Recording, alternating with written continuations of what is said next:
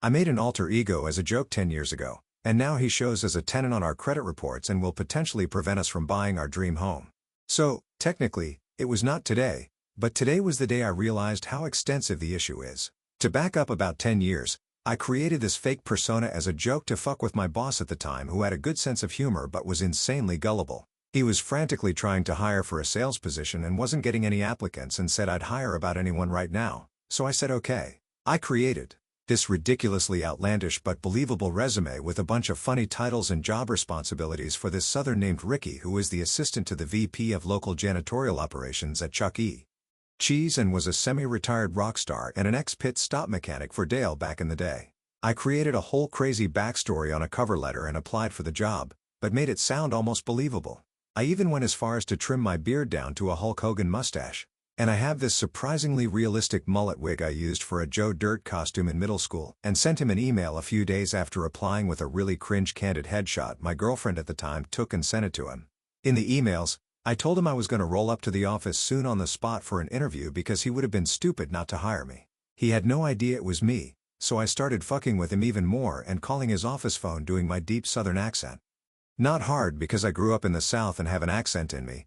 So I basically dropped my voice an octave and do a Blake Shelton impression and telling him I was ready to work, and he was mildly concerned this weirdo was going to show up one day. Told absolutely nobody I was doing this and was dying hearing him talk about this weird dude who keeps calling him. Then on a Friday before a holiday, I came into the office with a wig, stash, jean jacket, my boots, and an Ozzy Osbourne shirt I found at Goodwill and kept in character for most of the day. Best work day ever. The rest of the company found out about this and thought it was the funniest thing ever, as did my friends and family. So it became kind of a bit and evolved into this alter ego thing.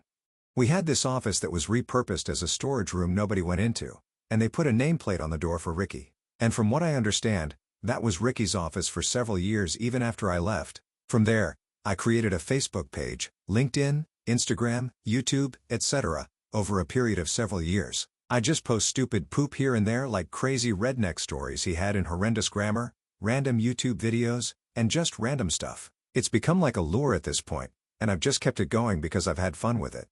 My friends will contact me and say, "What's all slick Rick been getting into these days?" And I got really proficient at Photoshop, so I'd put him into pictures and create a funny backstory as to how he got there. He will absolutely be in attendance at the front row of the inauguration in a few days somehow. And I've put out a couple songs in his voice where I played the guitar intentionally crappy and did a diss track a few months ago. I literally learned how to play guitar decently so I could intentionally do it poorly. It has been really a good way for me to connect with a lot of my friends in different places I don't see often anymore, and makes me happy. I know it makes them smile. It got to a point where it started to overlap, and I let the hillbilly hell raise and energy carry over into my daily life a bit and can flip the accent on and off. I work as a sales director in a leadership position at a software company. Now that's pretty high stress sometimes, so it's almost like an outlet where I can tune down my IQ a lot and just do stupid poop and not take life so seriously. Nothing wrong with bringing a little laughter into people's lives, and I still think it's hilarious making stuff up for it. His slogan is mopping floors, drinking Coors. I bought a C8 Corvette a few years ago and really played into the trailer park Ferrari jokes, but it makes me really happy. This stupid ass bit brings laughter to the lives of people I care about a decade later. And I literally crackle when I create stupid-ass scenarios and posts for him. I'll go look through them sometimes, and I'm like, how the fuck did I even come up with that? Anyways, I started using his namesake for random things, burner emails, things I don't want to sign up for using my name, referrals for services, etc. Basically, I signed him up for everything I didn't want to or as an extra account legally that doesn't require a social security number. Old Ricky has a poop ton of Starbucks rewards. That's for damn sure, lol. This was all fun and games until today. My wife and I are currently trying to sell our current home, and we put in an offer that was accepted this morning. When working with a lender today, I have a credit monitoring program, and I called and asked a few verification questions since I have my credit. And one of them came up and asked for known associates, and Ricky came up, and I was like, what? After looking at my credit report, when my wife and I got married 2 years ago, we ended up renting out our home to this really kind older gentleman who still lives there. However, on not only my credit report but my wife's, it shows Ricky as the tenant and a known associate on background checks and searches. It also shows him as a co-tenant at a corporate apartment I rented 5 years ago at every credit agency. He apparently even shows up in his own background checks minus a social.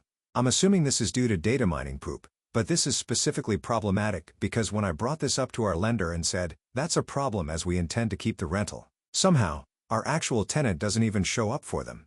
And they just see Ricky, which is very difficult to articulate. Ricky is someone who doesn't exist but has an actual renter who does exist but doesn't show up as a tenant other than the lease documents we have.